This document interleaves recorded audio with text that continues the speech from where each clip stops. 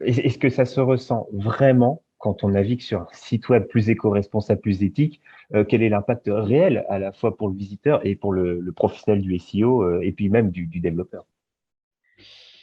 Bah, est-ce que ça se ressent vraiment? Bah, alors ça, c'est hyper compliqué à répondre parce que, à moins de se dire que, oui, de ressentir pour l'internaute que oui, on navigue facilement, que le contenu, il est simple, épuré, compréhensible.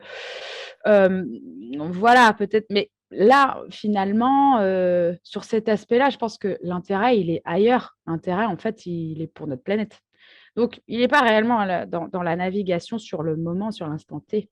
Mais après, d'un point de vue SEO, par contre, de manière naturelle, si on conçoit un site optimisé pour le référencement, bon, on va avoir un site sécurisé, une étude de mots-clés, mais on va aussi du coup revenir à ce que je disais tout à l'heure, avoir une structure, avoir une architecture du site qui est pensée, et mais surtout aussi, par exemple, on veut un site rapide.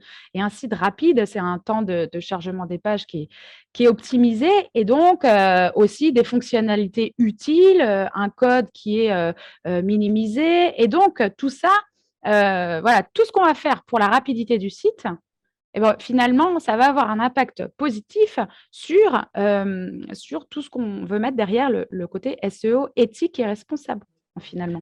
Mais on en revient toujours à cette contradiction où ce que tu dis est vrai, mais ça se confronte à l'idée qu'il y a toujours plus de contenu, c'est toujours plus concurrentiel, et du coup, on crée toujours plus de pages, toujours plus de contenu, et au final, tout ça se marche un peu sur les pieds.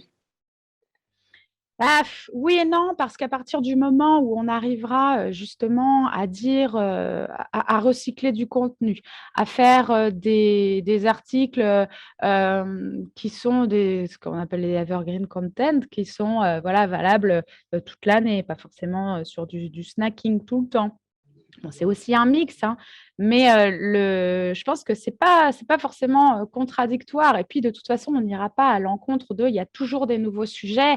La société, elle évolue, les intérêts, ils évoluent. Et puis, sur un même sujet, on pourra toujours développer à l'infini des angles différents. C'est aussi la richesse, c'est aussi cette richesse Internet. Mais voilà, c'est quand même.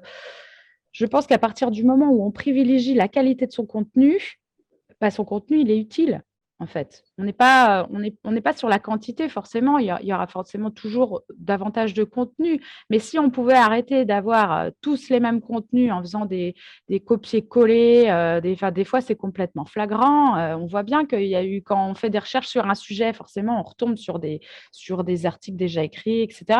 Et parfois, on voit entre deux articles, ah bah lui, il a piqué ça, lui, là, ça se voit. Là, bon, ça, voilà, c'est pratique là, mais non. Vaut mieux moins écrire, écrire mieux.